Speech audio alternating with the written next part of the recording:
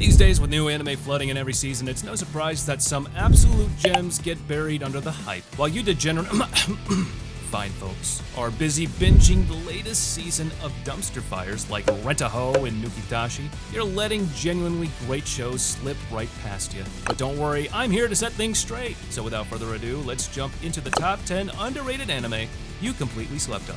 And to start off, we have Children of the Whales. This one's a stunner out of the gate. It drops you into a sand ocean world where emotions have power, and the cost of that power is a shortened life. The visual palette is lush and painterly. Think Made in Abyss meets Nausicaa of the Valley of the Wind. What, you haven't watched Nausicaa? What a waste. Maybe I'll put it in the next part. But that'll only happen if you trash heads go and thrash that like button down below. Anyways, don't let the softness fool you. This is a show about mass unaliving, memory, and the burden of knowing too much. The world building is dense and poetic, with floating islands, living books, and ritualistic isolation. It nails the early episodes with intrigue and visual beauty. The conflict escalates fast, and maybe too fast, turning from introspection to large-scale bloodshed in a heartbeat. That tonal whiplash is the show's biggest flaw. It introduces characters just to kill them, and doesn't always give you time to mourn or understand them first. It clearly wants to reach the epic emotional heights of something like Attack on Titan or The Promised Neverland, but doesn't quite have the pacing control. Still, the ambition is admirable. The music soars, the animation is consistent, and the emotional weight, when it hits, lands hard. Then at number 9, we've got Sarazanmai. Now this is a fun one. It's quick, loud, stylized, and soaked in metaphor. The show kicks off with middle school boys turning into kappa and extracting desire-infused shirikotama from zombie butts. Yes, really, but behind all that absurdity is a razor-sharp story about desire, secrets, and the fear of being known. The animation slaps. Of course it does. It's made by frickin' Mappa, which brings full-force creativity with repeated musical transformation sequences that somehow never get old. And the emotional beats are surprisingly raw. Characters wrestle with abandonment, identity, and the consequences of bottling up desire. The story leans hard into vulnerability and drags it into the light with zero shame. But like most of the author's other works, Sarazanmai loves being loud. Symbolism is layered thick, and some viewers will feel lost halfway through. Its repetition risks numbing its impact by episode 7 or 8, but the finale delivers real payoff. Tight, moving, and unflinchingly honest. Next at number 8, we have Paranoia Agent. This show starts as a psychological thriller. A mysterious boy out of nowhere attacks people with a bat, and the city just starts unraveling. But what begins as a crime investigation explodes into a meta-commentary on escapism, collective anxiety, and media addiction. Each episode zooms in on a different character succumbing to stress until reality breaks down entirely. Remember Death Parade? It's kind of like that and not like that at the same time. I don't know how to explain it, it's weird. The tone shifts wildly. One episode is tragic, the next comedic, the next downright horrifying, and yet it all works. And one thing I want to specifically point out is that the animation is just unmistakably Madhouse-era brilliance. Exaggerated expressions, symbolic transitions, perfect pacing, but if you're expecting neat resolutions or traditional arcs, this isn't that show. Go dig up another grave. Paranoia Agent wraps up with more metaphor than explanation. Some threads fray, some loops don't close, and that's by design. But that loose-endedness, not sure if that's actually a word, but I don't give a crap, let's keep moving. It can turn people off if they're looking for closure instead of commentary. It's both refreshing and mind-bending. After that, at number 7, we have Colorful, a movie that hits like a slow punch to the ribs. It starts with a soul getting a second chance at life in the body of a boy who just died, by self-deletion. And sadly, I can't say the actual word because otherwise I would be the one being deleted by YouTube. The setup is low-key supernatural, but the tone is all-grounded human drama. Imagine a silent voice but colder, meaner, and less interested in redemption arcs. This isn't a feel-good film. The protagonist is bitter, aimless, and often unlikable, which is exactly the point. The story doesn't offer easy redemption or clean resolutions. Instead, it makes you sit with ugly truths: parental neglect, cheating, bullying, depression, and the guilt that festers under the surface of ordinary lives. And some may find the film too slow or the payoff too subtle. And I get where they're coming from, but even with that, Colorful earns its emotional weight. It doesn't try to fix its characters, just lets them be human. It's not loud, it's not pretty, but it's real. And that's its strength. Next at number 6, we have Ergo Proxy. This is the brooding loner of anime, the one reading Ghost in the Shell at the back of the classroom while listening to Textualize on loop.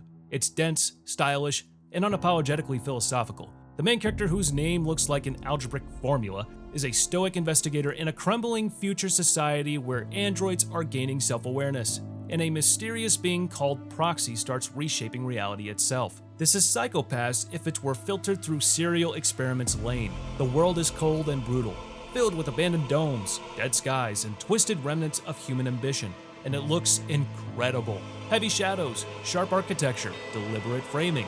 The mood never lets up, it's ambitious to a fault. The plot juggles ethics, existential dread, and memory as identity. Sometimes all in one scene. It wants to say a lot, and sometimes forgets to say it clearly. Still, when Ergo Proxy hits, it hits. The proxy fights are brutal and dreamlike, the voice acting is, and the way it feeds you answers, is as satisfying as it is frustrating. So if you like the Lord of the Mysteries anime, this show has a similar method of storytelling. Then at number 5, we have Penguindrum. This is an emotional time bomb dressed like a circus. Every frame is packed with meaning, every penguin a metaphor. As for the plot, siblings try to save their terminally ill sister by retrieving a mysterious item called the Penguindrum, and it quickly spirals into something far more abstract. Destiny, sacrifice, guilt, terrorism, family, it's all here, stitched into a surreal orchestra of repeated visuals and layered timelines. The tone shifts constantly, but it never loses grip on its emotional core. This show rips open deep pain and forces its characters to wear it. No one gets out unscathed. It's the kind of anime that feels light and quirky until it suddenly isn't. And by the time you realize it, it's pulling out your heart through your throat. And as for flaws, at times it feels like it's trying too hard to be profound and some threads don't quite land. There's an emotional twist in the final episode that feels a bit too telegraphed, but even when it stumbles, it's reaching for something real. It's messy, beautiful, and unforgettable. After that, at number 4, we have Time of Eve. This anime takes the premise of androids living alongside humans and treats it with Ghost in the Shell's philosophical weight. But instead of diving into cyberpunk dystopia, it zooms in on something quieter. A cafe where robots and humans interact without prejudice. And identities are hidden to protect equality. The entire show is a slow-burning dialogue about empathy and social prejudice. It asks whether affection for an AI is real or just a projection. And it doesn't hand you easy answers. Every interaction in the cafe peels back a layer of emotional disconnection in its characters. Think Vivy Florid Eye's song without the spectacle. Just heart, tension, and unspoken longing. And the only downside is that it's too freaking short. With only 6 episodes plus a movie cut, it ends just as you're getting fully invested. Some plot threads are introduced but never explored deeply, and there's a lingering sense that the world could have been expanded, but maybe that's the point, to keep things intimate. Time of Eve doesn't change the game, but it plays its hand perfectly. For folks who like quieter sci-fi stuff, this is a must-watch. Then at the 3rd spot of today's list, we have Kaiba. This anime looks like Astro Boy got filtered through a fever dream.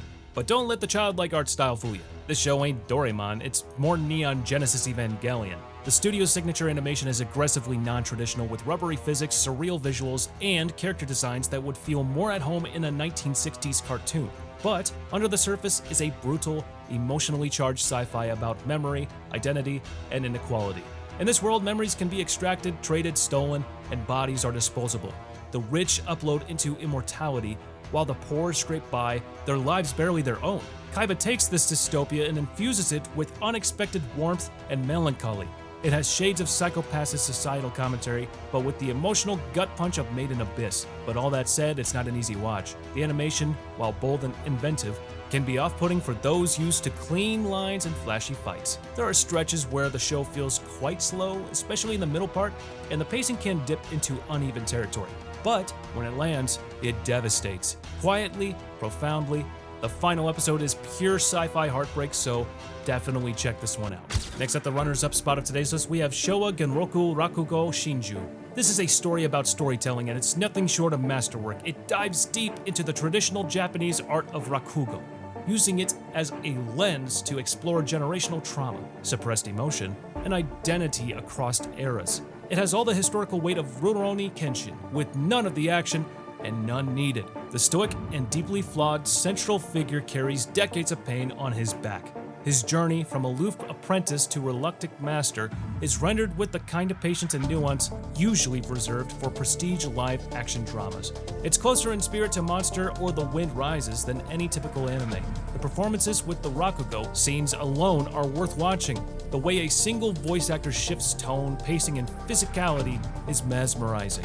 But at the top spot of today's list, we have Mushishi. Now, this anime is a pure vibe. It doesn't have characters who keep yelling at the top of their lungs just because someone stole their hot dog, and yet it somehow echoes louder than most action-packed shows ever could. It walks the same spiritual path as Natsume's Book of Friends, but where Natsumi is about connection, Mushishi is about isolation. Beautiful, haunting isolation. And her, our wandering protagonist, is less a hero and more a channel between the natural and the supernatural. Every episode is its own quiet tragedy or bittersweet miracle, wrapped in fog, silence, and the sound of rustling leaves. What sets Mushishi apart is its pacing and tone. It commits to stillness without being slow. Each story deals with a different kind of mushi, primal beings that live in the cracks between life and death, and the show handles them with the reverence of a nature documentary and the dread of classic folklore. And while the show has some problems in terms of character development, when it comes to delivering an emotional and heartbreaking punch to the gut, it doesn't miss. Well, that's the list for today, guys. If you were able to make it this far, please be sure to comment on which anime you think should have been on this list. Also, if you liked the video, don't forget to press the like button, because you liked it, and I like you. Also, while you're at it, don't forget to click the subscribe button and press on that bell icon. It set us all to be notified about all our latest new videos. And as for now, I'll catch you later. See you in the next one.